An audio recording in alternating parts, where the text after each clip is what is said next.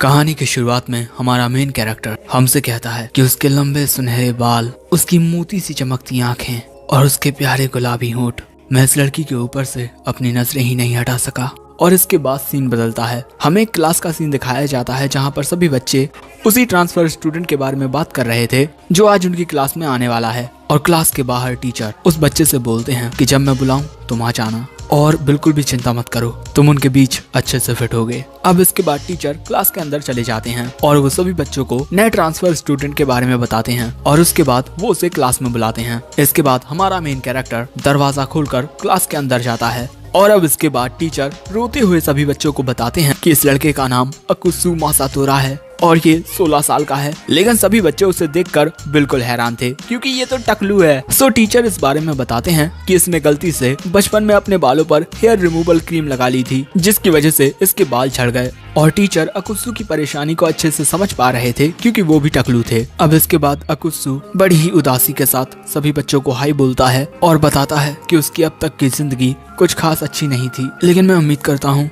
कि यहाँ पर मैं कुछ अच्छी मेमोरीज बना पाऊँ। अकुत्सु की ये इमोशनल बातें सुनकर पूरी क्लास की आंखों में आंसू आ जाते हैं। लेकिन अगले ही पल में हम देखते हैं कि अकुत्सु के अंदर से काफी ज्यादा ब्लैक ऑरा निकल रहा है और वो सोचता है कि इंसान कितने बेवकूफ होते हैं। लेकिन तभी टीचर को अकुत्सु के बालों पर कुछ लगा हुआ दिखाई देता है और जैसे ही वो उस कागज को हटाते हैं अकुत्सु की विग निकल आती है। अकुत्सु टकला नहीं था, वो बस विग लगाए हुए था और टीचर ये देखकर हैरान हो जाते हैं कि अकुत्सु के सिर पर बाल हैं। इसके बाद टीचर गुस्से में बोलते हैं कि अकुत्सु तुम्हारे तो पूरे सिर पर बाल हैं, तुम मुझे उल्लू बना रहे थे हाँ। अब इस वजह से अकुत्सु घबरा जाता है और वो अपने बालों को सच में उखाड़ देता है और ये सब देखकर क्लास का काफी बुरा हाल था। अब इसके बाद हम देखते हैं कि टीचर अकुत्सु की काफी धुलाई कर चुके हैं और यहाँ अकुत्सु सोचता है कि मुझसे जैसा कहा गया था मैंने वैसा ही किया, लेकिन मुझे ज्यादा केयरफुल होना होगा। अब इसके बाद अकुत्सु अपनी सीट पर बैठने के लिए जाने लगता है, लेकिन तभी उसकी नजर एक लड़की पर पड़ती है और ये वही लड़की है जो हमें एपिसोड की शुरू में दिखी थी। और इस लड़की की खूबसूरती देखकर अकुत्सु सोचता है कि आखिर एक इंसानी लड़की इतनी खूबसूरत कैसे हो सकती है। और ये लड़की अकुत्सु को देखकर स्माइल करती है। इससे अकुत्सु का दिल बाहर निकलने वाला था और इसके बाद अकुत्सु काफी अजीब अजीब हरकतें करने लगता है। अब इसके बाद लंच ब्रेक में अकुत्सु अभी भी उसी लड़की के बारे में सोच रहा है कि ये लड़की कितनी ज्यादा खूबसूरत और कितनी ज्यादा परफेक्ट है। अगर ये मेरी गर्लफ्रेंड बन जाए तो मेरी जिंदगी खुशियों से भर जाएगी। और इसके बाद वो इस लड़की के साथ अपनी जिंदगी को इमेजिन करने लगता है और तभी अकुत्सु को एक आइडिया आता है कि उसे इस लड़की से ही उस बारे में पूछना चाहिए। लेकिन तभी एक लड़का आकर इस लड़की की तारीफ करते हुए बोलता है कि तुम्हें देखकर मैं बहुत ज्यादा खुश होता हूँ, प्लीज क्या तुम मुझे डेट करोगी। वो लड़की साफ साफ मना कर देती है। वो लड़का बोलता है कि जरा सोच तो लो यार। वो लड़की बोलती है कि नहीं मुझे कुछ नहीं सोचना। अब तभी एक और लड़का ये देखकर बोलता है कि ये फिर से ये करने लगा, माफ करना अकुत्सु, इसकी वजह से तुम्हें परेशानी हुई। अकुत्सु बोलता है कोई बात नहीं, लेकिन वैसे तुम। ये लड़का बताता है कि मैं हूँ तानीगावा युआ, तुम मुझे तानीगावा बुला सकते हो। अब इसके बाद अकुत्सु तानीगावा से पूछता है कि वैसे ये कौन है हाँ। तानीगावा बताता है कि ये हिरोता है, ये जिस भी क्यूट लड़की को देखता है उसे कन्फेस कर देता है, लेकिन अभी तो ये काफी वक्त से इसी लड़की के ऊपर अटका हुआ है। इसके बाद हिरुता अकुत्सु के पास आकर बोलता है कि मैं फिर से रिजेक्ट हो गया। अब इसके बाद ये तीनों एक साथ कहीं जाने लगते हैं। अब इसके बाद ये तीनों एक साथ बातें करने लगते हैं। हिरुता बोलता है कि आज से हम दोस्त हैं, तुम जो चाहो वो पूछ सकते हो मुझसे। अकुत्सु पूछता है कि वो लड़की कौन है। हिरुता बताता है कि इसका नाम अमाने लिली है, ये तुम्हारे आने से कुछ टाइम पहले ही ट्रांसफर होकर आई है। और हिरुता की नजरों में ये लड़की बहुत ज्यादा प्यारी है, बिल्कुल एक एंजल की तरह। इसके बाद हिरुता बोलता है कि अगर तुम उसे पटाना चाहते हो तो थोड़ी ज्यादा मेहनत करनी होगी, क्योंकि मैं पहले ही 5 बार रिजेक्ट हो चुका हूँ। जितनी बार भी हिरुता उसे कन्फेस करने के लिए गया उसने रिजेक्ट कर दिया। अरे उसने तो हिरुता से दोस्ती तक नहीं की और इसी की वजह से हिरुता काफी ज्यादा डिप्रेस्ड हो जाता है। लेकिन वो डिसाइड करता है कि वो एक और बार अमाने को जाकर प्रपोज करेगा। तानीगावा उसे रोकते हुए बोलता है कि अब तो हार मान ले। लेकिन वहीं दूसरी ओर अकुत्सु सोचता है कि मेरा आइडिया बिल्कुल सही था, वो लड़की अमाने लिली मेरे प्लान के लिए परफेक्ट है। अब इसके बाद अकुत्सु घर जाते हुए सोच रहा था कि वो अमाने के करीब कैसे आ सकता है और ऐसे ही सोचते हुए वो गलती से अमाने से ही टकरा जाता है। अकुत्सु से पूछता है कि तुम यहाँ से कैसे आई, आखिर तुम कर क्या रही थी वहाँ। अमाने बोलती है कि मैं वो जरा रास्ता भूल गई थी। लेकिन यहाँ पर अकात्सु को एक काफी अच्छा मौका मिल गया है अमाने से बात करने का, लेकिन उसे समझ नहीं आता कि आखिर वो अमाने से कहे तो कहे क्या। और इसके बाद अकात्सु बोलता है, अकात्सु मेरा नाम है, तुमसे मिलकर अच्छा लगा। अकात्सु की बात सुनकर अमाने हंसते हुए बोलती है कि चलो अब मैं भी खुद को इंट्रोड्यूस करती हूँ, मैं हूँ अमाने लिली, तुमसे मिलकर अच्छा लगा। और इसके बाद ये दोनों हाथ मिलाते हैं। लेकिन तभी अकात्सु देखता है कि अमाने की आस्तीन फटी हुई है। वो अमाने से पूछता है कि कहीं ये मेरे तुमसे टकराने की वजह से तो नहीं फट गई, मुझे माफ कर देना, मैं कुछ सोच रहा था और इसी चक्कर में तुमसे टकरा गया। कि हम दोनों का एक दूसरे से टकराने के पीछे कोई ना कोई कारण जरूर होगा, क्या तुम मेरे साथ चाय पीने चलोगे? अकात्सु बोलता है, अगर तुम चाहो तो क्यों नहीं। अब इसके बाद ये दोनों एक साथ चलते हुए आपस में बात करने लगते हैं। अमाने बताती है कि अकात्सु की तरह ही उसके पेरेंट्स भी विदेश में रहते हैं और वो अकेली रहती है। अमाने पूछती है कि क्या तुम्हें अकेले रहने में दिक्कत नहीं होती? अकात्सु बोलता है, नहीं, मैं सब मैनेज कर लेता हूँ। अब ऐसे ही प्यार भरी बातें करते हुए जो अमाने होती है वो रोड क्रॉस करने लगती है। लेकिन तभी अकात्सु देखता है कि उनकी ओर एक ट्रक आ रहा है और वो अमाने से टकराने वाला है। सो तभी अकात्सु उसे बचाने के लिए जाता है और उसी टाइम पर उसकी आंखें काफी डिमोनिक हो जाती हैं। अब इसके बाद हम देखते हैं कि उस ट्रक की हालत काफी खराब हो चुकी है, लेकिन अकात्सु अमाने को बचा लेता है। लेकिन आखिर अकात्सु ने इतने बड़े ट्रक को कैसे रोक लिया? अब इसके बाद अमाने को अकात्सु की काफी चिंता होने लगती है। वो उससे पूछती है कि तुम ठीक तो हो ना? अकात्सु बोलता है कि जरा सी खरोश आ गई है। लेकिन तभी अमाने ये देखकर हैरान हो जाती है कि अकात्सु का चेहरा जरा बदल गया है। अब वहाँ पर काफी भीड़ हो जाती है। लोग कहते हैं कि जल्दी एम्बुलेंस को बुलाओ। लेकिन तभी अमाने अकात्सु का हाथ पकड़कर उसे वहाँ से ले जाती है। अब ऐसे ही दोस्तों शाम हो जाती है। अमाने अकात्सु से पूछती है कि तुम्हें यकीन है कि तुम ठीक हो? मुझे तो लगता है कि तुम्हें हॉस्पिटल जाना चाहिए। अकात्सु बोलता है कि नहीं, मैं ठीक हूँ। इसके बाद अमाने बोलती है कि मुझे बचाने के लिए शुक्रिया। अकात्सु बोलता है कोई बात नहीं। लेकिन इसके बाद अमाने अकात्सु से पूछती है कि आखिर तुम क्या हो? अमाने का सवाल सुनकर अकात्सु हैरान हो जाता है और यहाँ अमाने बोलती है कि उस ट्रक से टक्कर होने के बावजूद भी तुम बिल्कुल ठीक हो और तुम्हारे कान, आखिर वो सब क्या था? और देखो ये काफी अजीब सवाल हो सकता है, लेकिन क्या तुम एक इंसान नहीं हो अकात्सु? अमाने की बात सुनकर अकात्सु डिप्रेशन में चला जाता है। उसकी आइडेंटिटी कितनी जल्दी एक इंसान के सामने आ चुकी है। वो सोचता है कि उसे कोई बहाना बनाना होगा, लेकिन तभी वो देखता है कि अमाने का रिएक्शन काफी अजीब होता है और इसी वजह से अकात्सु अब अमाने को बताता है कि हाँ, तुमने सही कहा, मैं एक इंसान नहीं हूँ। और इसके बाद जो अकात्सु होता है वो अपने डीमन फॉर्म में आ जाता है। अकात्सु एक डेविल है और इसके बाद वो अमाने को बताता है कि वो इंसानी दुनिया में कुछ करने के लिए आया है, लेकिन इससे इंसानों को कुछ खतरा नहीं है। हमारी दुनिया हेल खतरे में है। इस वक्त एंजल्स के साथ हमारी फाइट हो रही है और अगर ऐसा ही चलता रहा तो जल्द ही हेल तबाह हो जाएगा। और क्योंकि हम एंजल्स जितने ताकतवर नहीं हैं, इसी वजह से मेरे सुपीरियर्स ने एक प्लान बनाया है। हम एक काफी ज्यादा खूबसूरत पर्सन को अपना लीडर बनाएंगे जो हेल के लोगों को मोटिवेट करे लड़ने के लिए, और उस पर्सन को ढूंढने की जिम्मेदारी मुझे सौंपी गई है। इसी वजह से अमाने, मैं तुमसे पूछना चाहता हूँ कि क्या तुम हमारी मदद करोगी? उसकी बात सुनकर अमाने थोड़ी परेशान हो जाती है। ये देखकर अकात्सु बोलता है कि देखो, मैं तुम्हें फोर्स नहीं करूंगा, लेकिन प्लीज तुम हमारी तब तक मदद कर दो जब तक हमें एक सही पर्सन नहीं मिलता जो हमारे मोरल्स को बूस्ट कर पाए, प्लीज अमाने। और यहाँ अमाने बोलती है कि जैसा मैं सोचती थी, तुम वैसे डीमन नहीं हो। तुमने उस ट्रक से मेरी जान बचाई, तुम मुझे फोर्स नहीं कर रहे और तुम काफी काइंड हो। और इसके बाद अमाने अकात्सु के पास जाकर बोलती है कि क्या तुम्हें यकीन है कि जिस पर्सन को तुम ढूंढ रहे हो वो मैं हूँ? मैं इतनी स्पेशल नहीं हूँ, हो सकता है कि मैं तुम्हारी कोई मदद ना कर पाऊँ। अकात्सु बोलता है कि नहीं, ये सच नहीं है। मैं चाहता हूँ कि तुम ही वो पर्सन बनो जो हमारी मदद कर पाए, एंड तुम जैसी क्यूट और प्यारी लड़की को हेल में सभी लोग बहुत पसंद करेंगे। अमाने बोलती है कि अगर तुम्हारी दुनिया के लोग मुझसे डरने लगे या मुझसे नफरत करने लगे तो अकात्सु बोलता है कि ऐसा कुछ नहीं होगा। लेकिन तभी अमाने बड़े अजीब तरीके से बोलती है कि क्या तुम्हें यकीन है? और अगले ही पल में अकात्सु देखता है कि उसके हाथों पर जंजीरें बंधी हैं और अगले ही पल में अमाने अकात्सु को जंजीरों में बांध देती है, जिस वजह से बेचारा नीचे गिर जाता है। और यहाँ अमाने अब जोर जोर से हंसने लगती है और बोलती है कि तुम्हें क्या लगा, तुम मुझे सेड्यूस कर लोगे? तुम बस एक बेवकूफ डीमन हो।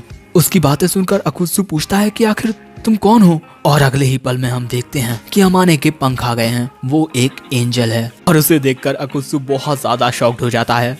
एक एंजल! और अमाने को अकात्सु का ऐसा एक्सप्रेशन बहुत अच्छा लगता है अकुत्सु खुद को उन जंजीरों से छुड़ाने की कोशिश करता है, लेकिन अमाने बोलती है कि इतना परेशान मत हो, उन चेन्स को मैंने मैनिफेस्ट किया है, तुम जैसा एक डीमन उन्हें कभी नहीं तोड़ पाएगा। और इसके अलावा मैं तुम्हें ये भी बता दूं कि मैं बाकी की एंजल्स से बहुत ज्यादा टैलेंटेड हूँ। और इसके बाद अमाने अकुत्सु को परेशान करने लगती है। और इसके बाद अमाने अकुत्सु को बताती है कि तुम्हें क्या लगा मेरी ये आस्तीन तुमसे टकराने की वजह से फटी? गलत सोचते हो, मैं एक मामूली से बीस्ट डीमन से फाइट कर रही थी, लेकिन उसने मेरी आस्तीन फाड़ दी, जिस वजह से मुझे बहुत गुस्सा आया और इसके बाद मैंने उसके टुकड़े टुकड़े कर दिए और वहाँ से जाते वक्त ही मैं तुमसे टकरा गई थी। और इसके बाद अमाने अकुत्सु से बोलती है कि मैंने उसे पूरी तरीके से खत्म करने से पहले काफी ज्यादा ह्यूमिलिएट किया, धीरे धीरे उसे बहुत तड़पाया और अब मैं तुम्हें खत्म करूंगी। तभी अकुत्सु बोलता है कि तुमने वहाँ उस बीस्ट डीमन को इसीलिए खत्म किया क्योंकि तुम उसे अपना दुश्मन मानती थी, और मैं इस वजह से अपसेट भी नहीं हूँ क्योंकि मैं भी अपने दुश्मन के साथ ऐसा ही करता।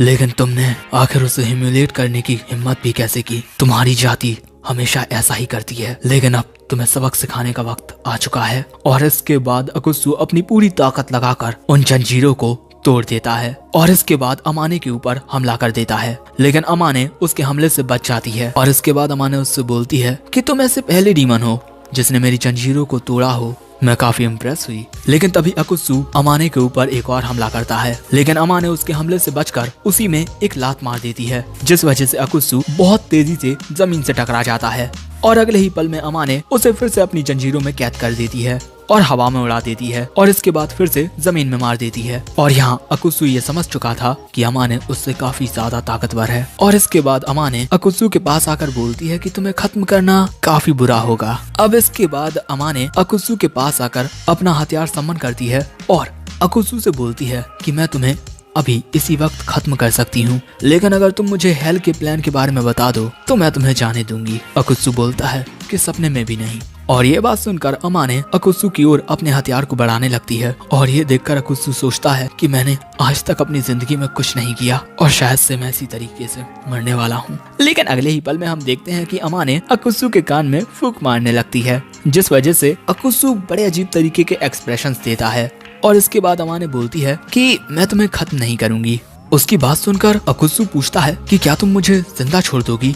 अमाने बोलती है कि नहीं, आखिर तुमने ऐसा सोचा भी कैसे? अब से तुम मेरे गुलाम बनकर मेरे काम में मेरी मदद करोगे। और देखो अभी मेरी बात मान लो, मैं तुम्हें ये स्पेशल अमाने ब्रांडेड कॉलर पहनाऊंगी। अकुत्सु बोलता है कि आखिर मैं अपने दुश्मन की मदद क्यों करूंगा? जिस पर अमाने बोलती है क्योंकि मैं तुम्हारे साथ रहना चाहती हूँ अकुत्सु। और अगले ही पल में वो ऐसा कहकर हंसने लगती है। और इसके बाद अमाने बोलती है कि देखो अगर तुम मेरे काम में मेरी मदद करते हो तो मैं तुम्हें छोड़ दूंगी और इसके अलावा मैं तुम्हें कुछ नहीं बता सकती। अकुत्सु बोलता है कि मुझे तुम्हारी बातों पर यकीन नहीं। अमाने बोलती है कि हम एंजल्स झूठ नहीं बोलते, तो जल्दी बताओ तुम क्या चुनोगे? क्या मैं तुम्हें एक जगह पर कैद कर दूं या फिर यहाँ से आने जाने वाले लोग तुम्हें खुद ही देखते रहें और इसके बाद तुम पूरे सोशल मीडिया पर छा जाओगे? उसकी ऐसी बातें सुनकर अकुत्सु सोचता है कि मैं इस लड़की की बातों पर यकीन तो नहीं कर सकता, लेकिन अभी मेरे पास कोई दूसरा रास्ता नहीं है। और इसके बाद वो बोलता है कि ठीक है, मैं तुम्हारा साथ दूंगा, तो अब जल्दी से मुझे आजाद करो। अमाने बोलती है कि तुम वैसे तो काफी समझदार हो, लेकिन इतनी जल्दबाजी मत करो। तुम्हें आजाद करने से पहले मैं तुम्हें ये कॉलर पहनाऊंगी ताकि तुम हमेशा मेरे वफादार गुलाम रहो। और इसके बाद अमाने अकुत्सु के ऊपर चढ़ जाती है। अकुत्सु बोलता है कि प्लीज जरा दया दिखाओ, मुझे छोड़ दो। अमाने बोलती है कि बिल्कुल भी नहीं, अब मैं तुम्हें ये कॉलर पहनाने वाली हूँ। और इसके बाद अमाने अकुत्सु को वो कॉलर पहनाने लगती है। इसमें काफी वक्त लग रहा है और मुझे तो एक बात समझ नहीं आती कि अकुत्सु को दर्द हो रहा है या फिर अच्छा लग रहा है। और इसके बाद अमाने अकुत्सु को अच्छे तरीके से वो कॉलर पहना देती है और इसके बाद वो कॉलर गायब हो जाता है। और यहाँ अकुत्सु बोलता है कि मैंने एक बहुत बड़ी गलती कर दी और इसके अलावा अमाने ने जो मेरी बॉडी के साथ किया उस वजह से अब मैं हेल में भी वापस नहीं जा पाऊंगा। दोस्तों यहाँ पर मुझे अमाने एक डेविल की तरह लग रही है, क्योंकि हमारे अकुत्सु ने तो उसकी जान बचाई। सच में भाई भलाई का कोई जमाना नहीं रहा। अब आखिर में हम देखते हैं कि अकुत्सु वहीं पर पड़ा हुआ है और अमाने फुलझड़ी जला रही है और यहीं पर हमारी इस कहानी का अंत होता है। मेरा मतलब एपिसोड का अंत होता है। तो दोस्तों एपिसोड 1 से हमें यही शिक्षा मिलती है कि ज्यादा दूसरों की मदद करने के चक्कर में मत पड़ो, अपने काम से काम रखो, वरना तुम्हारी हालत भी अकुत्सु की तरह हो सकती है। हमारी इस कहानी की शुरुआत में हमें एक लड़के की आवाज आती है जो कह रहा था कि प्रिंस, ये जगह बहुत ज्यादा खतरनाक है, हमें वापस लौट जाना चाहिए। सो प्रिंस बोलता है, शांत रहो लेज़र, यहाँ तक आने के बाद अगर हम अब लौट गए तो अब तक हमने जो भी किया है वो जाया हो जाएगा। इसके बाद हमें पता चलता है कि ये दोनों एक विच के पास जा रहे हैं क्योंकि इस प्रिंस के ऊपर एक कर्ज है और ये उसी कर्ज को हटवाना चाहता है। और 15 साल से ये प्रिंस उस कर्ज को हटाने की कोशिश कर रहा है और ये कर्ज उस पर लगाया है द विच ऑफ साइलेंस ने। और इसके बाद ये दोनों पहुंच जाते हैं अजूरे टावर पर और यहीं रहती है द विच ऑफ अजूरे मून। और दोस्तों, इस टावर की चोटी पर जो भी इंसान पहुंच जाएगा वो विच उसकी एक ख्वाहिश पूरी करेगी, यहाँ तक कि वो भाग्य के लिखे को भी बदल सकती है। अपने घोड़ों को यहीं छोड़कर ये दोनों टावर की ओर जाने लगते हैं। लेजर अभी भी प्रिंस को समझाने की कोशिश कर रहा था कि ये जगह बहुत ज्यादा खतरनाक है और जिस बिच ने आपके ऊपर ये कर्ज लगाया है उसे 15 साल से किसी ने भी नहीं देखा और इसके अलावा आज तक कोई भी इस टावर की चोटी तक नहीं पहुंच पाया है। लेकिन प्रिंस को खुद पर पूरा भरोसा होता है और वो इसी तरह लेजर की बातों को अनदेखा करते हुए टावर के अंदर आ जाता है। और दोस्तों, वैसे ये टावर काफी ज्यादा ऊंचा होता है और हर एक फ्लोर ऊपर जाने पर इन्हें एक परेशानी का सामना करना पड़ेगा और चोटी पर पहुंचने वाले को ही वो विच एक ख्वाहिश पूरी होने का वरदान देती है। और इसी तरह प्रिंस ऊपर चढ़ना शुरू कर देता है और वो लेजर से वहीं पर इंतजार करने को बोलता है। लेकिन लेजर प्रिंस को अकेले नहीं जाने देता, वो भी उसके साथ आगे बढ़ने लगता है। ऊपर चढ़ते हुए प्रिंस एक कमरे में आ जाता है और कुछ सोचने लगता है। लेकिन लेजर काफी ज्यादा घबरा रहा था क्योंकि उनके पैरों तले बहुत ज्यादा सांप होते हैं और तभी एक सांप प्रिंस पर हमला कर देता है। सो प्रिंस उस सांप को पकड़ लेता है और उसे फेंकते हुए बोलता है कि ये सांप जहरीले नहीं है। और अब इनके सामने आता है इनका पहला चैलेंज। उनके सामने मैथमेटिकल थ्योरी लिखी हुई थी और इस थ्योरी को आज तक कोई भी सॉल्व नहीं कर पाया है। लेकिन तभी प्रिंस वहाँ पर लिखे कुछ अक्षरों पर अपना हाथ रखता है और वो चमकने लगते हैं और इसके अगले ही पल में उनके सामने का पड़ाव गायब हो जाता है और प्रिंस बोलता है कि अब चीजें और भी ज्यादा इंटरेस्टिंग होती जा रही हैं।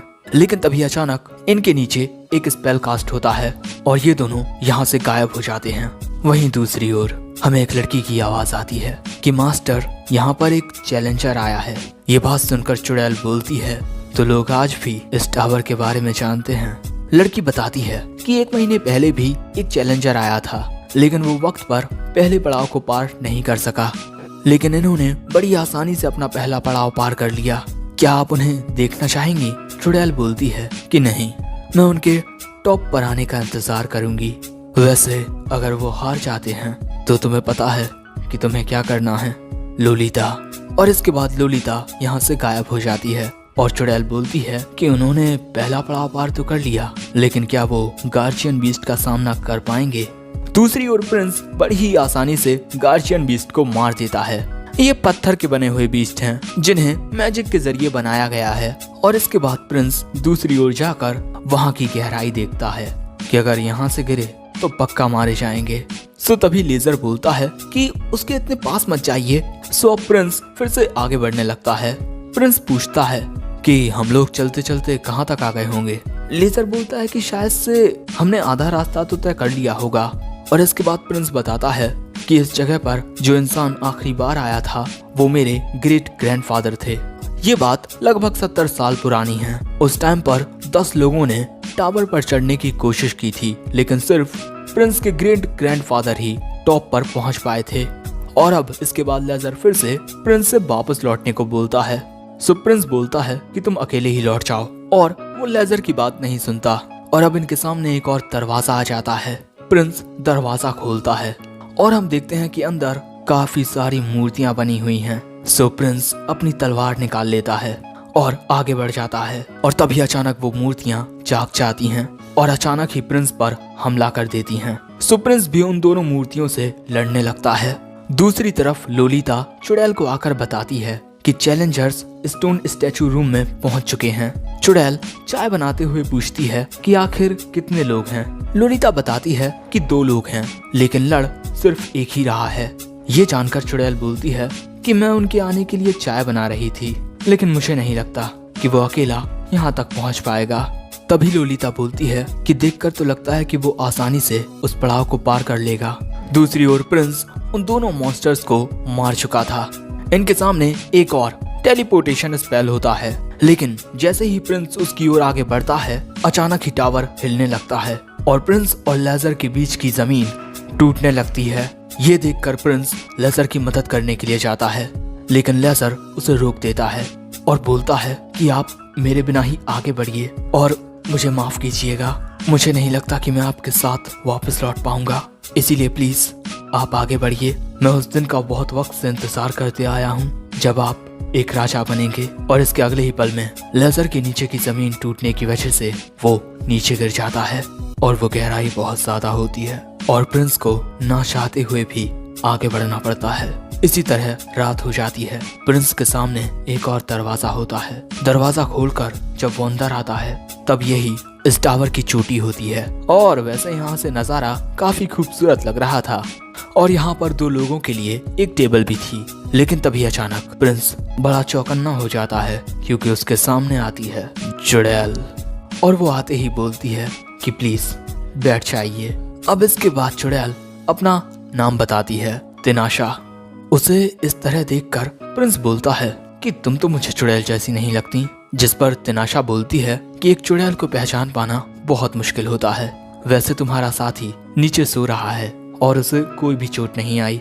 अब इसके बाद ये दोनों एक साथ बैठ जाते हैं और तिनाशा प्रिंस को चाय देती है। तिनाशा को देखकर प्रिंस बोलता है, मैंने सुना है कि तुम सैकड़ों सालों से जी रही हो, लेकिन तुम्हारे चेहरे पर झुर्रियां नहीं आई।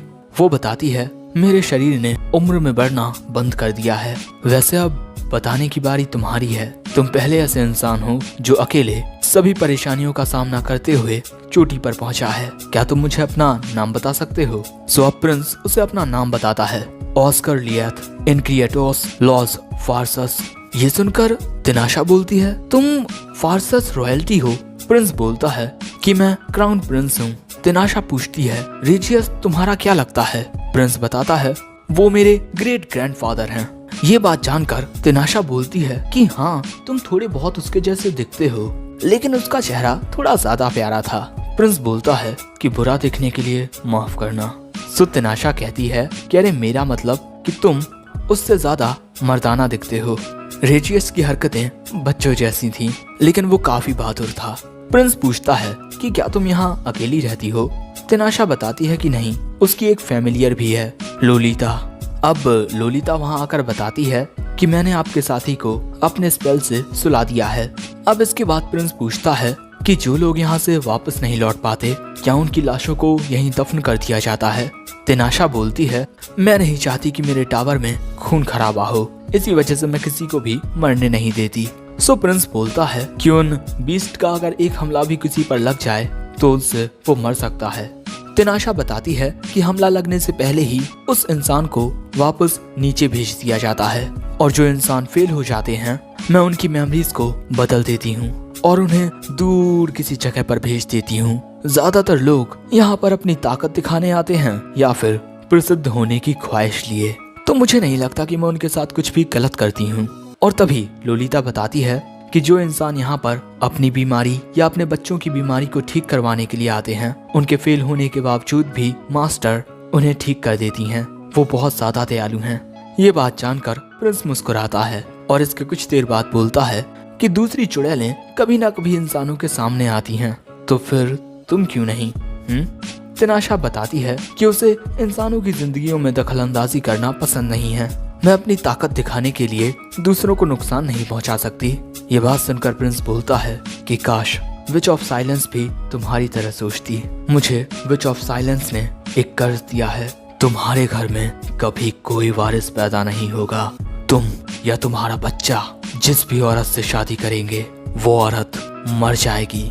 तुम्हारा खानदान तुम्हारे साथ ही खत्म होगा। ये बात जानकर तिनाशा पूछती है कि आखिर उसने तुम पर यह कर्ज क्यों लगाया? प्रिंस बोलता है कि मेरे पिता कभी भी इस बारे में कोई बात नहीं करते। ये बात शायद से मेरी माँ से रिलेटेड है, जो काफी वक्त पहले ये दुनिया छोड़कर जा चुकी हैं। मैंने उस कर्ज को तोड़ने की काफी सारी कोशिशें की हैं, लेकिन मैं कुछ भी कर लूं, मुझे इस कर्ज से छुटकारा पाने का कोई भी रास्ता नहीं दिखता और इसी वजह से मैं यहाँ आया हूँ।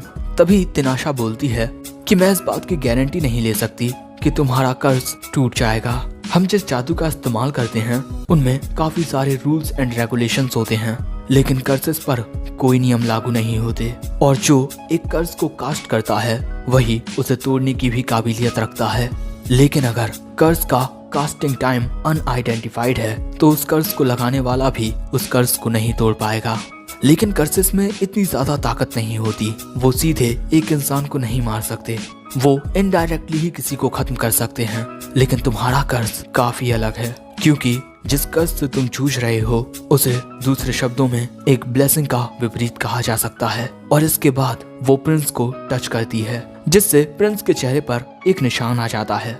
और ये वही कर्ज है जिससे प्रिंस जूझ रहा है, लेकिन उस कर्ज का एक बहुत छोटा सा हिस्सा, क्योंकि वो कर्ज प्रिंस की पूरी बॉडी पर है। तिनाशा आगे बताती है कि ब्लेसिंग्स कर्सेस से बिल्कुल अलग होती हैं और वो काफी ज्यादा पावरफुल होती हैं। उनकी ताकत उनको कास्ट करने वाले कास्टर पर डिपेंड करती है, और जितना मुझे लगता है उसके अनुसार कोई भी मामूली औरत तुम्हारे बच्चे को पैदा नहीं कर पाएगी।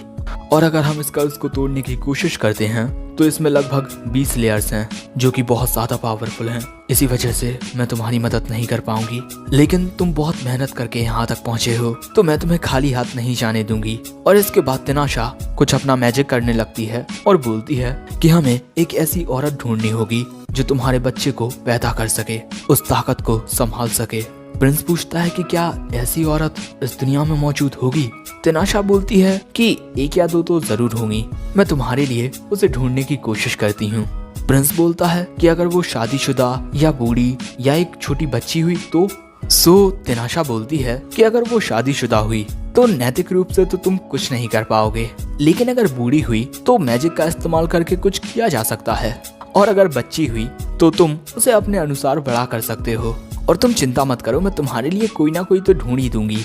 लेकिन तभी प्रिंस कुछ सोचता है और तभी तिनाशा का नाम लेता है। तिनाशा थोड़ी डर जाती है क्योंकि आज तक उसके नाम से उसे किसी ने नहीं बुलाया, लेकिन उसके बाद पूछती है कि बोलो क्या बोल रहे हो। प्रिंस बोलता है कि क्या तुम विच ऑफ साइलेंस की मैजिकल पावर को काबू कर पाओगी। तिनाशा बोलती है कि हाँ, बड़ी आसानी से। लेकिन अगले ही पल में वो हैरान हो जाती है और प्रिंस मुस्कुराता है और बोलता है कि आखिर मैं एक ऐसी औरत की तलाश क्यों करूं जो शायद से इस दुनिया में ही ना हो। मैं इस टावर के टॉप पर आया हूं तो तुम्हें मेरी एक ख्वाहिश पूरी करनी होगी, है ना। मैं चाहता हूं कि तुम मेरी बीवी बनो। तभी तिनाशा चिल्लाकर बोलती है कि मैं ऐसा नहीं कर सकती। ये बात सुनकर प्रिंस पूछता है कि क्या तुम्हारी शादी हो गई है। वो बोलती है कि नहीं। तो फिर क्या तुम्हारा कोई बॉयफ्रेंड है। नहीं। तो फिर आखिर दिक्कत किस बात की है। तभी तिनाशा बोलती है कि तुम एक चुड़ैल से शादी करोगे, समाज क्या कहेगा, लोग क्या कहेंगे, दुनिया क्या कहेगी। प्रिंस बोलता है कि कोई कुछ भी कहे, मुझे घंटा फर्क नहीं पड़ता। अब प्रिंस की बात सुनकर तिनाशा परेशान होकर बोलती है कि अगर मैं ऐसी ख्वाहिशें पूरी करने लगी तो अभी मैं तुम्हारी ग्रेट ग्रैंडमदर होती। ये बात सुनकर प्रिंस समझ जाता है कि उसके ग्रेट ग्रैंडफादर ने भी तिनाशा से शादी करने की बात कही होगी, लेकिन उसके मना करने पर वो पीछे हट गए। लेकिन मैं ऐसा नहीं हूँ। और अब इसी पर इनकी बहस होने लगती है। और अब तिनाशा बोलती है कि अगर तुमने मेरी बात नहीं मानी तो मैं तुम्हारी मेमोरीज बदल कर तुम्हें वापस भेज दूंगी। और इसके बाद वो अपने स्पेल को कास्ट करने लगती है। तभी प्रिंस भी अपनी तलवार निकालने के लिए तैयार हो जाता है और उसकी तलवार देखकर तिनाशा थोड़ी घबरा जाती है, क्योंकि ये रॉयल स्वॉर्ड अकाशिया है जिस पर जादू का कोई असर नहीं होता और ये तो रॉयल ट्रेजर है। और अब प्रिंस बोलता है कि ये तलवार तुम्हारी सबसे बुरी दुश्मन है ना। अब इस वजह से तिनाशा अपने स्पेल को कास्ट करना बंद कर देती है। इसके बाद ये दोनों फिर से बैठकर बात करने लगते हैं और दोनों ही अपनी अपनी बातों पर अड़े हुए थे। प्रिंस बोलता है कि मैंने ये सुना है कि 70 साल पहले तुम फार्सिस कैसल में आई थी रहने के लिए। तिनाशा बोलती है सिर्फ 6 महीनों के लिए, वहाँ पर मुझे काफी मजा आया। अब ये बात जानकर प्रिंस बोलता है कि इस जगह को छोड़कर तुम फार्सिस में मेरे साथ रहने के लिए चलो, बस 1 साल के लिए, और यही मेरी ख्वाहिश है, क्या तुम इसे पूरा करोगी। अब ये बात सुनकर तिनाशा प्रिंस को ही घूरने लगती है। और अब इसके बाद हम लेजर को देखते हैं जो अभी भी सो रहा था। प्रिंस उसे आकर जगाता है। लेजर देखता है कि रात हो गई है, लेकिन तभी प्रिंस बोलता है कि चलो घर चलते हैं। लेजर बोलता है कि क्या आप सच में वापस चल रहे हैं। प्रिंस बोलता है कि हाँ, मेरा काम यहाँ खत्म हुआ। लेकिन तभी लेजर देखता है कि प्रिंस के बगल में एक लड़की खड़ी हुई है। प्रिंस बताता है कि ये चुड़ैल की एक शिष्य है, ये हमारे साथ कैसल चल रही है ताकि कर्ज को हटाने में मेरी मदद कर सके। सो लेजर प्रिंस के पास आकर पूछता है कि क्या आप उस चुड़ैल से मिले। प्रिंस बोलता है हाँ। लेजर बोलता है तो फिर उसने आपको जिंदा खाने की कोशिश नहीं की। प्रिंस बोलता है कि शायद से तुम अपनी किस्मत को आजमा रहे हो। अब इसके बाद प्रिंस घोड़े पर बैठकर तिनाशा की ओर अपना हाथ बढ़ाता है और अब तिनाशा प्रिंस के साथ बैठ जाती है और अब प्रिंस आगे बढ़ जाता है। लेजर भी प्रिंस के पीछे पीछे आने लगता है। दूसरी ओर उस टावर का जो गेट था वो डिसअपीयर हो जाता है क्योंकि इस टावर की चुड़ैल तो प्रिंस के साथ निकल ली। अब रात में जाते हुए तिनाशा अपने जादू से कुछ लाइट क्रिएट कर देती है। ये देखकर प्रिंस उसके जादू की तारीफ करता है। सो तिनाशा बोलती है कि तुम जब चाहे तब मुझसे जादू का इस्तेमाल करवा सकते हो। प्रिंस बोलता है कि नहीं, तुम्हें बस मेरे साथ रहने की जरूरत है और कुछ भी नहीं। और देखो, अगर तुम्हारा मन बदलता है तो तुम मेरे साथ हमेशा रह सकती हो, मेरी बीवी बनकर। तिनाशा प्रिंस को खुद से दूर करते हुए बोलती है कि ऐसा कुछ भी नहीं होने वाला और इसी तरह ये आगे बढ़ते रहते हैं और हमारी इस नई कहानी के पहले एपिसोड का यही अंत होता है। वैसे तुम्हें क्या लगता है, क्या तिनाशा प्रिंस से शादी करने के लिए तैयार हो जाएगी? और अगर नहीं हुई तो क्या प्रिंस की जिंदगी में कोई ऐसी लड़की आ पाएगी जो उसके वंश को आगे बढ़ा सके? और आखिर विच ऑफ साइलेंस कहाँ है जिसने प्रिंस को ये कर्ज दिया है? और सायोनारा। तो हमारी इस कहानी की शुरुआत में हम देखते हैं कि एक शख्स के सामने काफी सारे लोग खड़े हुए थे और इस शख्स का थैला इससे काफी दूर पड़ा हुआ था जिसमें इस आदमी की कुछ किताबें थीं। वो सभी लोग इस शख्स पर हंस रहे थे और इसके बाद एक आदमी कहता है कि ये कॉमनर अपने जादू से मुझ पर हमला करो। सो अब ये शख्स अपने मैजिक का यूज करके उसकी ओर एक फायरबॉल को शूट करता है, लेकिन उस आदमी के पास पहुंचते ही वो फायरबॉल गायब हो जाती है। अब इसके बाद वो आदमी कहता है कि जादू का इस्तेमाल करने के लिए तुम्हारे अंदर काबिलियत और मेहनत होनी चाहिए। ये शब्द विलियम वॉर्डियक्स के हैं जो जादूगरी के पिता हैं। लेकिन यहाँ पर एक बात बिल्कुल गलत है। तुम जैसा कॉमनर चाहे जितनी चाहे मेहनत कर ले, लेकिन हमसे आगे नहीं निकल पाएगा। और उसके बाद ये आदमी उस शख्स की ओर एक फायरबॉल को शूट कर देता है और इसके बाद वो शख्स आग की लपटों में जलने लगता है। इसके बाद सिर्फ उसके चिल्लाने की आवाज आ रही थी, लेकिन इस आग में जलने का दर्द उसे बहुत ही मीठा लग रहा था। मैं भी बिल्कुल ऐसे ही जादू का इस्तेमाल करना चाहता हूँ। ये सब कितना ज्यादा खूबसूरत है। काश मुझे और सीखने का मौका मिला होता तो मैं इस जादू को अच्छे से सीख पाता। और इसी के साथ वो शख्स उन आग की लपटों में पूरे तरीके से जल जाता है और अगले ही पल में उसकी आंखें खुलती हैं। उसके सामने कई सारी मेट्स होती हैं। उसे समझ नहीं आता कि आखिर ये सब क्या हो रहा है, लेकिन तभी वो अपने छोटे छोटे हाथ देखता है और अगले ही पल में वहां पर एक काफी बड़ा धमाका हो जाता है। ये धमाका हमारे मेन कैरेक्टर ने किया था सबकॉन्शियसली। दूसरी ओर पूरे राज्य में जश्न मनाया जा रहा था क्योंकि सैलम किंगडम का 7वां राजकुमार जन्म ले चुका है।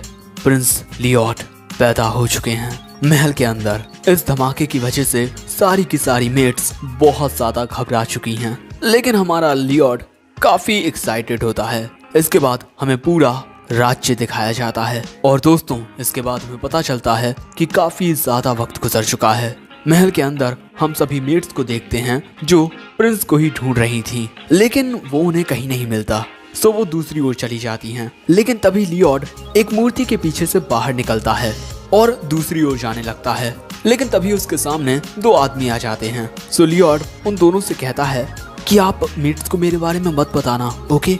और इसके बाद लियोट छुपने की जगह ढूंढने लगता है और लियोट को इस तरीके से भागता हुआ देख ये आदमी काफी ज्यादा परेशान हो जाता है। सो तभी उसके बगल वाला लड़का बोलता है कि ये इस राज्य का 7वां राजकुमार है, तो इसके लिए राजगद्दी पा पाना लगभग नामुमकिन है। इसी वजह से हमें इसकी इतनी तरफदारी करने की कोई जरूरत नहीं है।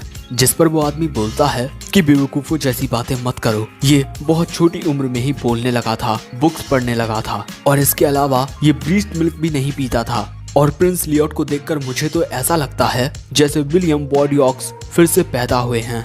दूसरी ओर लियोट कहता है कि हाँ, मैं फिर से पैदा तो हुआ हूँ, लेकिन अपनी पिछली जिंदगी में मैं बस एक मामूली लड़का था।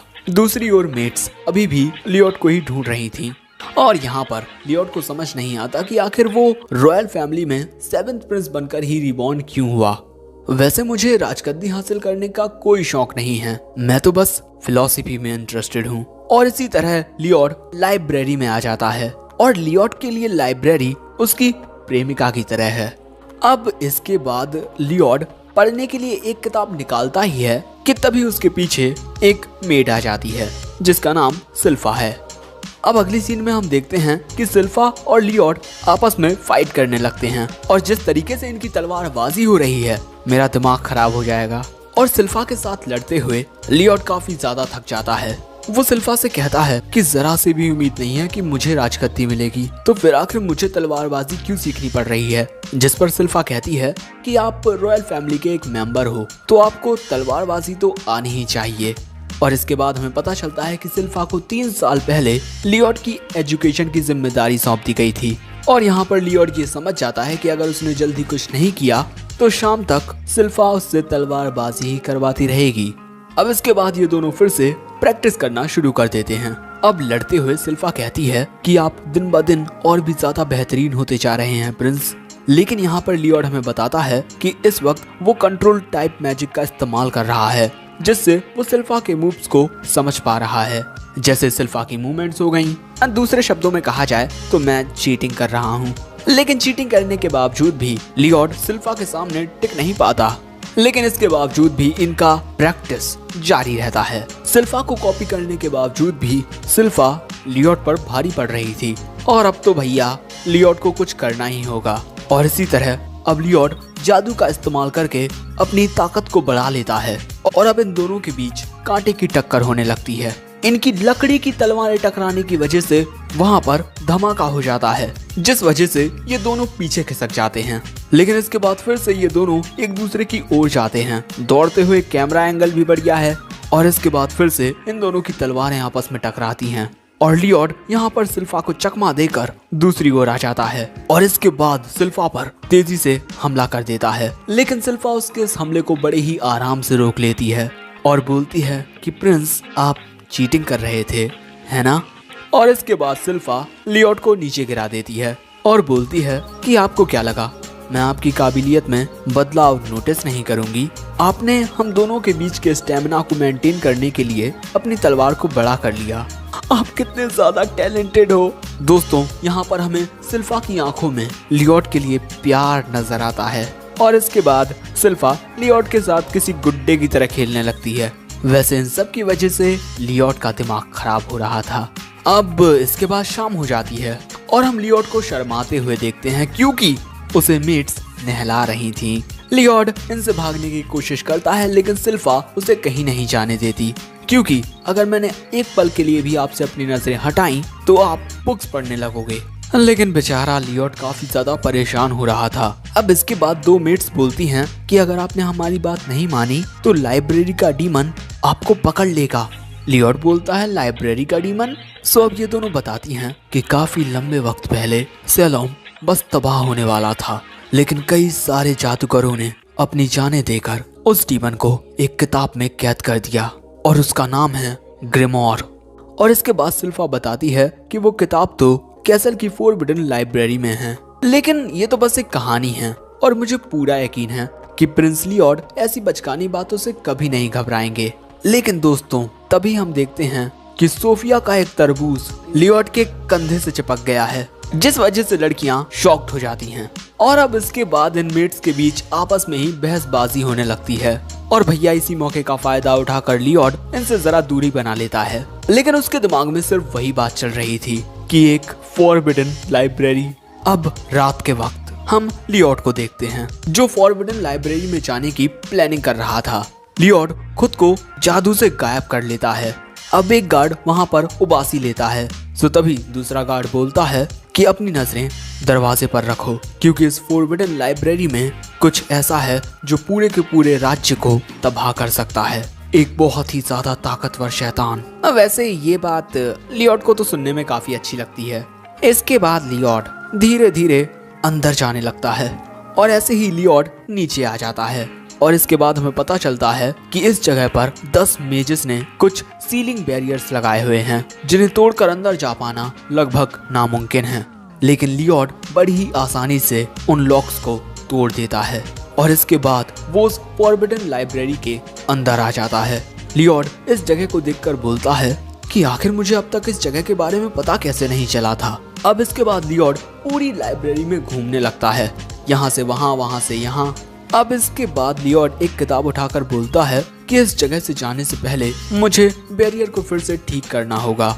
लेकिन तभी अचानक लियोड के सामने एक किताब उड़ते हुए आ जाती है और इसके बाद उस किताब में से एक डीमन बाहर निकलता है। वो हंसते हुए बोलता है कि तुम बैरियर तोड़कर अंदर कैसे आ गए बच्चे। उसे देखकर लियोड बोलता है कि कौन हो तुम। वो डीमन बोलता है कि मेरा नाम ग्रिमोर है। सो लियोड उसे अपना नाम बताता है। अब वो डीमन बोलता है कि लियोड कैसा रहेगा कि तुम मुझे आजाद कर दो। और उसे देखकर लियोड समझ जाता है कि ये वही डीमन है जिसे कैद कर दिया गया था। इसके बाद वो डीमन बोलता है कि अगर तुम मुझे आजाद नहीं करोगे तो कुछ वक्त बाद मैं खुद ब खुद आजाद हो जाऊंगा, क्योंकि ये सील कमजोर हो चुकी है। लेकिन अगर तुम मेरी बात मान लो तो मैं तुम्हें बहुत सारा सोना दूंगा। तो बोलो कितना सोना चाहिए तुम्हें। सो तभी लियोड उस डीमन के सोने को देखकर बोलता है कि तुम्हारा क्रिएशन मैजिक इतना अच्छा नहीं है, तुमने बस मिट्टी को सोने में बदला है, जो कि काफी लो क्वालिटी वाली है। अब ये देखकर भैया डीमन परेशान हो जाता है। तभी लियोड बोलता है कि अरे हाँ, मैं तुम्हारी सील को भी फिर से ठीक कर देता हूँ। और ये बात सुनकर डीमन के तोते उड़ जाते हैं। लियोड बोलता है कि मैं इस राज्य में मस्त आराम से बुक्स पढ़ता हूँ, तो मैं नहीं चाहूंगा कि कोई डीमन इस राज्य पर हमला कर दे। सो वो डीमन कहता है कि जिन मेजेस ने मुझे कैद किया था अब वो मर चुके हैं, तो हम दोनों की काई की दुश्मनी यार। लेकिन लियोड को उसकी बातों पर यकीन नहीं होता। सो वो डीमन बोलता है कि अच्छा चलो, कैसा रहेगा कि मैं तुम्हें एंशिएंट मैजिक सिखाऊं, ऐसा जादू जो सैकड़ों साल पहले खो चुका है। और ये बात सुनकर मानो लियोड अपने होश ही खो बैठता है। वो डीमन बोलता है कि हाँ हाँ, मैं तुम्हें एंशिएंट मैजिक सिखाऊंगा, तुम्हारे अंदर बहुत ज्यादा टैलेंट है। लेकिन तभी लियोड को उस आदमी की बात याद आती है कि तुम जादू के लायक नहीं हो। सो अब लियोड अपना कोट उतार कर बोलता है कि अगर जादू सिर्फ टैलेंट और वंशावली के जरिए मिलता है तो यहाँ पर मैं बहुत ज्यादा लकी हूँ, क्योंकि मैं इस राज्य का 7वां राजकुमार हूँ, ना कि कोई कॉमनर। अब इसके बाद लियोड अपने मैजिक से एक चाबी क्रिएट करता है और उस चाबी से उस डीमन पर लगी हुई सील खोल देता है।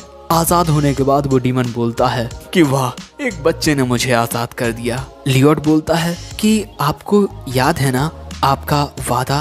वो डीमन बोलता है कि तुम एंशिएंट मैजिक सीखना चाहते हो। और अगले ही पल में वो डीमन लियोड पर एक काफी ज्यादा खतरनाक हमला कर देता है और बोलता है कि ये है आर्क्टिस ऑब्सक्यूरा, शायद से इतना तुम्हारे लिए काफी होगा। लेकिन अगले ही पल में वो डीमन ये देखकर हैरान हो जाता है कि लियोड तो बिल्कुल सही सलामत है। अब इसके बाद लियोड बोलता है कि वाह, आपने जो भी सिखाया वो काफी ज्यादा यूनिक था, अब कुछ और दिखाइए ना।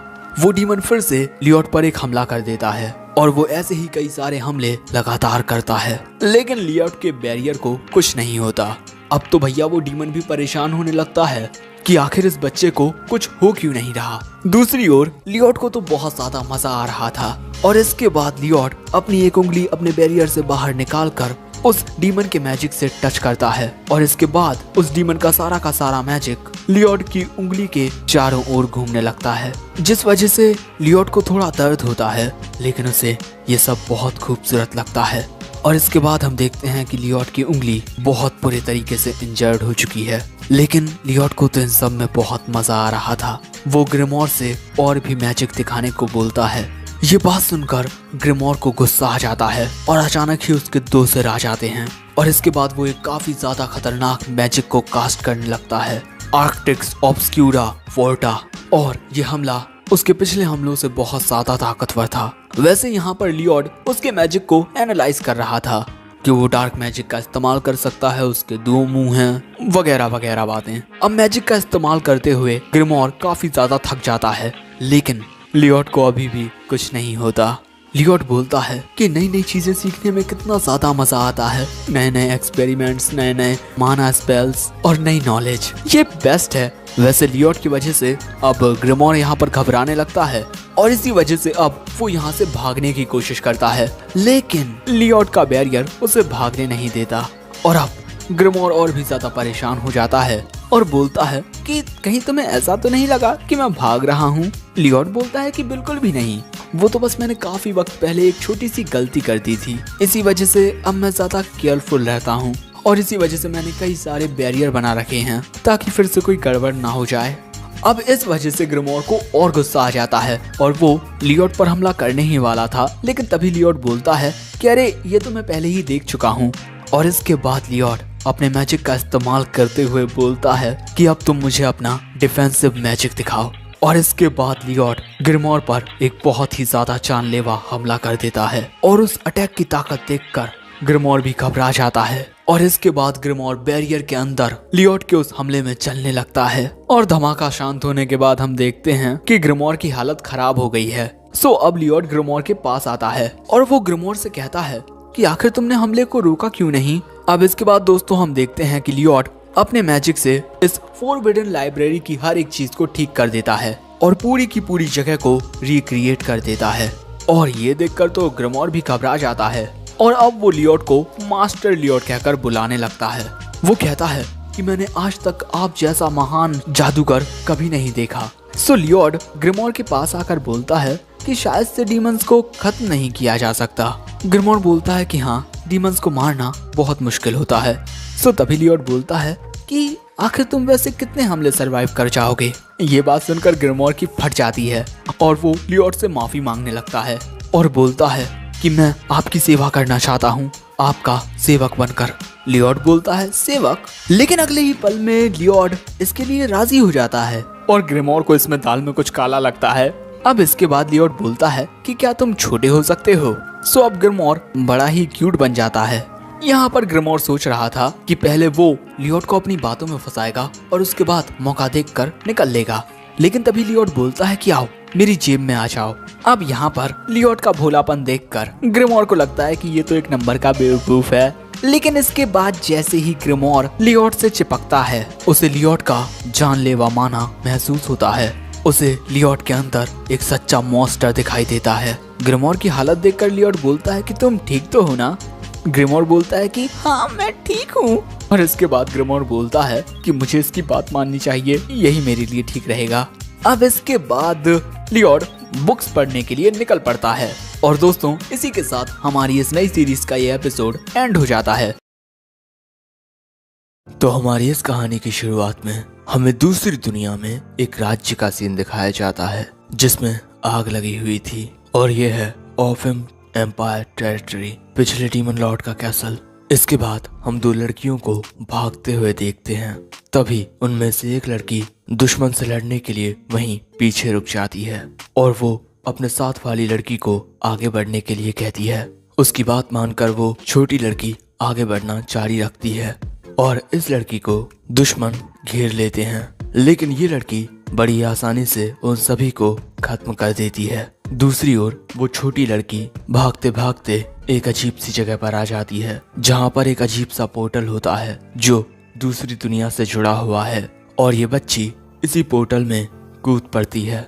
पोर्टल के अंदर उसे इमेजेस के रूप में काफी सारे सिनारियोस दिखाई दे रहे थे और तभी उसके आसपास का स्पेस बिल्कुल बदल जाता है और तभी उस लड़की के सामने एक बड़ी सी मूर्ति आ जाती है और इसके बाद अचानक ही तेज रोशनी निकलती है और अगले सीन में हमें गिफू सिटी का सीन दिखाया जाता है जहां सेंगोकू पीरियड में बहुत ज्यादा उमंग का माहौल था और ये जगह नोबुनागा ओडा का घर है। लेकिन आज के वक्त में ये बस एक मामूली सा शहर है जहां पर मुझ जैसा मामूली डिटेक्टिव रहता है। मैं हूँ सोसुके काबुराया, उम्र 29 साल और मैं एक डिटेक्टिव हूँ और इस वक्त मैं कोची ताकेमोटो नाम के एक सैलरीमैन पर नजर रखे हुए हूँ। मुझे इसकी बीवी ने हायर किया है। उसका कहना है कि ये कुछ महीनों से उससे पहले जैसा प्यार नहीं करता। वैसे मैं ऐसे 3 दिनों से लगातार फॉलो कर रहा हूँ, लेकिन अभी तक मुझे कुछ भी पता नहीं चला। यहाँ पर सासुके उसका पीछा कर रहा था, लेकिन तभी वो देखता है कि उसके ऊपर एक बड़ा सा गोला आ गया है और उस गोले में से एक लड़की बाहर निकलकर सीधा उसी पर गिरती है और ये वही लड़की है जिसे हमने शुरू में देखा था। सो अब इसके बाद सोसुके पूछता है कि कौन हो तुम और कहाँ से आई हो। वो बोलती है कि मैं इस पोर्टल से आई हूँ और तुम्हारी वजह से मुझे कोई चोट नहीं आई। वैसे दोस्तों इन सब के चक्कर में सोसुके की नजरों से ताकेमोटो गायब हो जाता है और इसके अलावा सोसुके के हाथ में चोट भी आ गई है। ये देखकर वो बच्ची बोलती है कि अरे ये तो बस एक मामूली सी खरोच है। और इसके बाद वो लड़की अपने मैजिक से उसके घाव को ठीक कर देती है और ये देखकर वो हैरान हो जाता है। अब अगले सीन में हम इन दोनों को पार्क में देखते हैं और वो लड़की सोसुके को सब बता चुकी है कि वो दूसरी दुनिया से इस दुनिया में आई है और उसकी दुनिया में जादू होता है।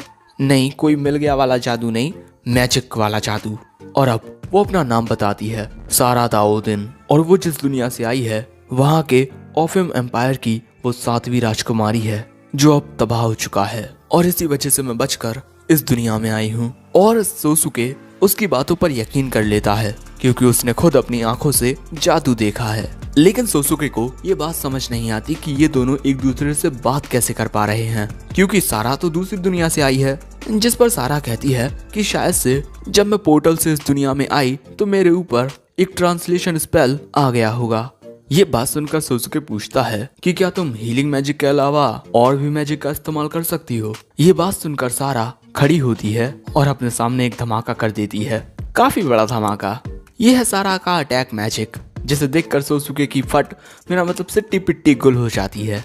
तभी सारा बोलती है कि मैं इससे भी बड़े धमाके कर सकती हूँ, क्या तुम देखना चाहोगे। सोसुके बोलता है कि नहीं, चलो हमें जल्दी से यहाँ से निकलना होगा क्योंकि जल्द ही लोग यहाँ आ जाएंगे। सारा बोलती है कि 10-20 लोगों को तो मैं अपने धमाके से उड़ा दूंगी। लेकिन सोसुके सारा को लेकर वहाँ से भागने लगता है। तभी दूसरी दुनिया में हम सारा की मेट लिविया को देखते हैं जो दुश्मनों से लड़ने के बाद सारा के पीछे जा रही थी। और हाँ दोस्तों, वो भी इस पोर्टल में कूद पड़ती है और इसके बाद दूसरी दुनिया में आ जाती है। और वो जिन भी लोगों से बात करने की कोशिश करती है वहाँ, वो उससे डरकर भाग जाते हैं क्योंकि दोस्तों उसके पूरे शरीर पर खून लगा हुआ है। सो इसके बाद वो वहाँ से दौड़कर एक नदी के पास आ जाती है और वहाँ पर अपने कपड़े उतारकर उस नदी में नहाने लगती है।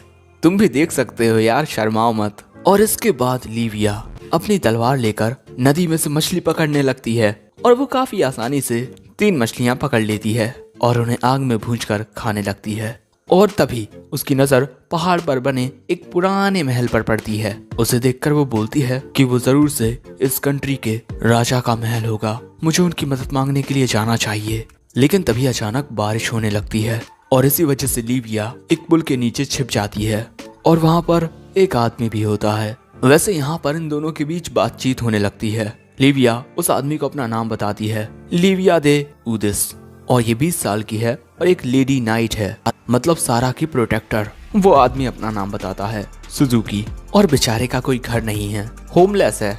दूसरी ओर हमें सोसुके का घर दिखाया जाता है जहाँ पर सारा नूडल्स खा रही थी और यहाँ पर सोसुके सोच रहा था कि वो जल्दबाजी में इसे अपने घर तो ले आया, लेकिन अब वो इसके साथ क्या करेगा क्योंकि अगर वो उसे पुलिस के पास ले गया तो चीजें बहुत ज्यादा बिगड़ जाएंगी।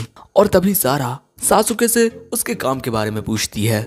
मैं एक प्राइवेट डिटेक्टिव हूँ, मैं लोगों पर नजर रखता हूँ, उनके बारे में जानकारी इकट्ठा करता हूँ और ऐसे ही खुफिया काम करता हूँ। सारा पूछती है कि क्या तुम कोई निंजा हो, हम में काफी सारी चीजें कॉमन होती हैं, लेकिन एक मिनट, तुम तो दूसरी दुनिया से आई हो, फिर तुम्हें निंजा के बारे में कैसे पता। और इसके बाद सोसुके खिड़की से बाहर देखता है, बारिश जल्दी तो नहीं रुकने वाली, तुम आज रात यहीं रह सकती हो, लेकिन सुबह होते ही निकल जाना।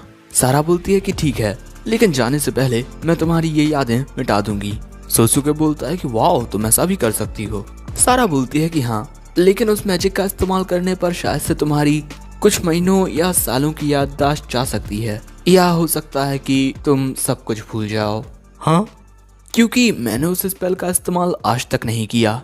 सो अब सोसुके परेशान होकर बोलता है कि अगर ऐसी बात है तब तो मैं अपनी पूरी याददाश्त खो बैठूंगा, और वैसे तुम्हें मेरी मेमोरीज मिटाने की क्या जरूरत है। जिस पर सारा बोलती है कि अगर इस दुनिया के लोगों को मैजिक के बारे में पता चल गया तो वो मुझ पर काफी सारे एक्सपेरिमेंट्स करेंगे। सोसुके सोचता है कि हाँ, शायद से ऐसा हो सकता है। और अब सारा पूछती है कि क्या तुम अब भी मुझे घर से बाहर निकालने वाले हो। सो अब सासुके को बोलना पड़ता है कि जब तक तुम्हें कहीं और रहने की जगह नहीं मिलती, प्लीज यहीं रुक जाओ।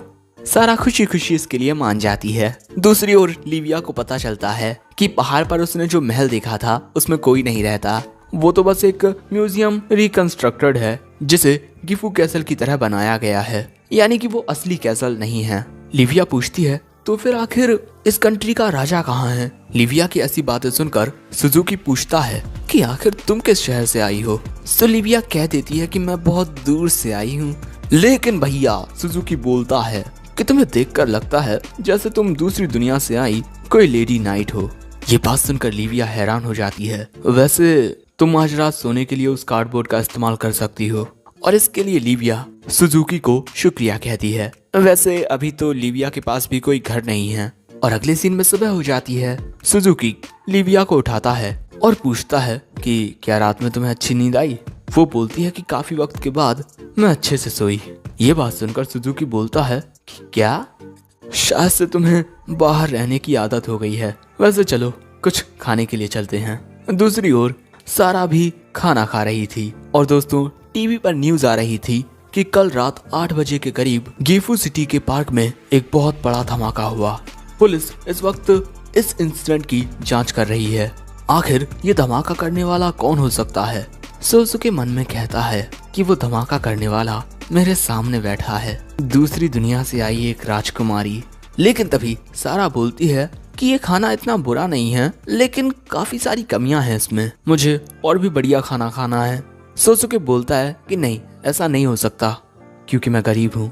अस भाई अस।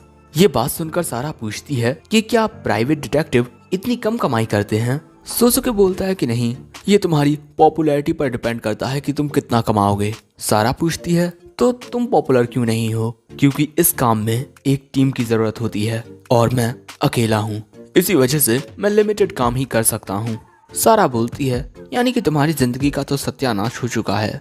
सोसुके बोलता है कि अभी नहीं, मैंने थोड़े बहुत पैसे जोड़ रखे हैं और इसके अलावा मेरे कुछ रेगुलर क्लाइंट्स भी हैं। ये सब सुनने के बाद सारा बोलती है कि ये दुनिया तो बहुत ज्यादा बेरहम है। और दोस्तों जहाँ पर सोसुके रहता है उसके नीचे एक कैफे है और वहाँ की एक लड़की ने सारा को कपड़े दे दिए हैं पहनने के लिए।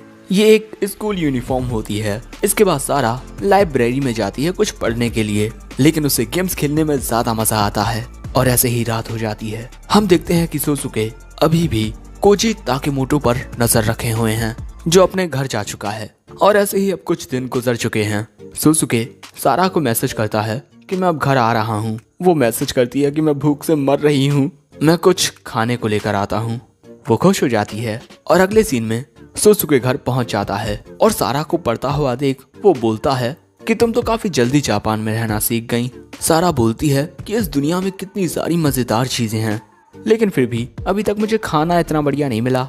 ये बात सुनकर सोसुके बोलता है कि अगर मेरी ये जॉब अच्छी जाती है तो हम कुछ अच्छा खाएंगे। ये बात सुनकर सारा खुश हो जाती है और पूछती है कि कब होगी तुम्हारी ये जॉब पूरी? वो बोलता है कि मुझे नहीं पता। सारा कहती है कि मैं तुम्हारी मदद कर सकती हूँ। सोसुके बोलता है कि तुम्हारे धमाके आखिर कैसे मेरी मदद करेंगे? सारा बोलती है कि मेरा मैजिक सिर्फ हीलिंग और एक्सप्लोजन तक ही सीमित नहीं है, मैं अपने जादू का इस्तेमाल करके तुम्हें उड़ा सकती हूँ और गायब भी कर सकती हूँ। ये बात सुनकर सोसुके हैरान हो जाता है और सोचता है कि ये ताकतें सिर्फ काम की नहीं है, बल्कि ये तो चीट पावर्स हैं। लेकिन फिर भी वो मना कर देता है क्योंकि वो एक छोटी बच्ची को अपने साथ नहीं लेकर जा सकता। सारा बोलती है कि तुम चिंता मत करो, मुझे खतरनाक चीजें देखने की आदत है क्योंकि मेरा जन्म एक कॉन्क्यूबाइन से हुआ था। लेकिन फिर भी सोसुके का जवाब ना होता है। तभी सारा बोलती है कि तुम्हें सिर्फ दूसरों का पीछा करने के अलावा भी दूसरी जॉब्स लेनी चाहिए, जैसे मर्डर केसेस। सोसुके बोलता है कि असल जिंदगी में प्राइवेट डिटेक्टिव ऐसे कॉम्प्लेक्स केसेस को सॉल्व नहीं कर सकते। ये बात सुनकर सारा निराश हो जाती है और सोसुके कहता है कि असल जिंदगी में प्राइवेट डिटेक्टिव्स हीरो नहीं होते। अब सारा बोलती है कि मुझे तो लगता था कि प्राइवेट डिटेक्टिव्स बहुत ज्यादा कूल होते हैं। लेकिन तभी सोसुके कुछ याद करता है जहाँ पर वो किसी से कहता है कि मैं वैसा डिटेक्टिव बनूंगा जैसा मैं बनना चाहता हूँ, और वो अपनी जॉब से रिजाइन कर देता है और अपनी वो जॉब छोड़ने के बाद ही सोसुके प्राइवेट डिटेक्टिव बना। मैं भी पहले यही सोचता था। वहीं अगले दिन एक रेस्टोरेंट में हम सोसुके को देखते हैं जो वहाँ पर कोजी ताकेमोटो पर निगाहें लगाए हुए था और हमें पता चलता है कि कोजी ने एटीएम से कुछ पैसे निकाले हैं। क्या वो यहाँ पर किसी का इंतजार कर रहा है? और तभी कोजी उठकर वहाँ से जाने लगता है। सोसुके भी उसके पीछे जाने लगता है और इसके बाद रात के अंधेरे में कोजी एक सुनसान सी जगह पर आता है। सोसुके सोचता है कि आखिर वो ऐसी जगह पर क्यों आया है। दूसरी ओर हम कोजी को देखते हैं जो किसी के सामने गड़गड़ाते हुए बोलता है कि प्लीज इसे ही आखिरी बार रहने दो। और हम देखते हैं कि उसके सामने कुछ लोग खड़े हुए थे। एक आदमी उसके पैसे लेकर उसमें लात मारते हुए बोलता है कि तुम ये क्या कह रहे हो। कोजी बोलता है कि प्लीज आप मुझे जाने दीजिए। ये सब सोसुके देख रहा था और वो समझ जाता है कि वो लोग कोजी को किसी वजह से ब्लैकमेल कर रहे हैं और अब उसे सब कुछ समझ आने लगा है कि आखिर माजरा क्या है। मुझे बस अपने क्लाइंट को ये रिपोर्ट देनी है और मेरी जॉब खत्म हुई। लेकिन तभी वो देखता है कि वो गुंडे कोजी को पीटने लगते हैं और उसकी बहुत बुरी हालत कर देते हैं। इसी वजह से सोसुके पुलिस को फोन करने का डिसाइड करता है। लेकिन तभी उसे सारा की बात याद आती है। मुझे तो लगता था कि प्राइवेट डिटेक्टिव स्कूल होते हैं और इसी वजह से अब सोसुके उन लोगों के सामने आ जाता है। सोसुके को देखकर वो पूछते हैं कि तू कौन है बे? सोसुके बोलता है कि अरे मैं तो बस यहाँ पर पॉटी करने के लिए आया हूँ। वैसे अगर आप लोग उसे मारते रहेंगे तो वो मर जाएगा। लेकिन सोसुके की बातों का उन पर घंटा कोई फर्क नहीं पड़ता और इससे पहले कि सोसुके कुछ और बोलता एक आदमी उस पर हमला कर देता है। लेकिन अगले ही पल में वो आदमी अचानक ही हवा में रुक जाता है और इसके बाद दूर फेंक जाता है और बेहोश हो जाता है। और अगले ही पल में ये तीनों भी उसी की तरह पीछे फेंक जाते हैं क्योंकि दोस्तों वहाँ पर आ चुकी है सारा। सोसुके पूछता है कि तुम यहाँ पर क्या कर रही हो? वो बताती है कि मैं तुम्हें फॉलो कर रही थी। लेकिन तभी वो चारों फिर से खड़े हो जाते हैं और पूछते हैं कि तुम कौन हो? सारा बोलती है कि मैं बस एक ग्रेट डिटेक्टिव हूँ और बाहर से मैं एक प्यारी लड़की हूँ, लेकिन अंदर से मेरे अंदर एक बहुत ही ब्रिलियंट दिमाग है और लोग मुझे सारा द ग्रेट डिटेक्टिव कहकर बुलाते हैं। सोसुके बोलता है कि कोई तुम्हें उस नाम से नहीं बुलाता, तुम खुद बुलाती हो। सारा बोलती है कि तुमने कहा था कि असल जिंदगी के प्राइवेट डिटेक्टिव हीरोज नहीं होते, है ना? तो तुम खुद एक प्राइवेट डिटेक्टिव हीरो क्यों नहीं बन जाते? बिल्कुल एक ग्रेट डिटेक्टिव प्रोटैगनिस्ट जैसा किस्से कहानियों में होता है। सोसुके बोलता है कि अगर ये सब इतना आसान होता तो मुझे इतनी मेहनत नहीं करनी पड़ती। लेकिन तभी एक गुंडा इन पर हमला करने के लिए आता है। सोसुके उसका हाथ पकड़कर उसे नीचे गिरा देता है। ये देखकर सारा बोलती है कि वाओ, तुम्हें तो लड़ना भी आता है। और जब दूसरा गुंडा आता है तब सोसुके उसका मुंह पकड़कर उसे चक्री की तरह घुमा देता है। ये देखकर सारा बोलती है कि तुम्हें तो शायद मेरी मदद की जरूरत ही नहीं है। वो बोलता है कि नहीं, इतने सारे लोगों से लड़ने में काफी परेशानी होगी मुझे। ये बात सुनकर सारा उनके ऊपर अपने मैजिक से अटैक कर देती है और इस वजह से वो घबरा जाते हैं और पूछते हैं कि आखिर तुम ये क्या कर रही हो? सारा बोलती है कि ये चाइनीज मार्शल आर्ट्स है और मैं इसमें एक एक्सपर्ट हूँ। अब इसी वजह से वो चारों इन पर एक साथ हमला करने के लिए आते हैं। सारा इन पर फिर से अपने मैजिक से अटैक करती है और अगले ही पल में हम देखते हैं कि ये सभी हार चुके हैं और रस्सियों से बांधे जा चुके हैं और वहाँ पर पुलिस भी आ चुकी है। और पुलिस ये जानकर हैरान होती है कि सोसुके ने अकेले ही इन 4 गुंडों को पकड़ लिया। सारा वहाँ पर इनविजिबल हो गई थी। अब इसके बाद ये घर पर आते हैं और सोसुके अपने साथ बढ़िया खाना लेकर आया था, द ग्रेट हिदाक्यू। और इसके बाद उनका खाना रेडी होने लगता है और वो दोनों खाना खाना शुरू कर देते हैं। सोसुके शांति के साथ अपने खाने को एंजॉय कर रहा था। दूसरी ओर सारा का एक्सप्रेशन, इतना बढ़िया खाना खाने के बाद उसका दिल गार्डन हो जाता है। और तभी सोसुके बोलता है कि सारा, मेरी मदद करने के लिए शुक्रिया। हाँ, लेकिन एक बात याद रखना कि आज के बाद ऐसा कुछ फिर से मत करना, क्योंकि बच्चों को डिटेक्टिव के कामों में इस तरीके से इन्वॉल्व नहीं होना चाहिए।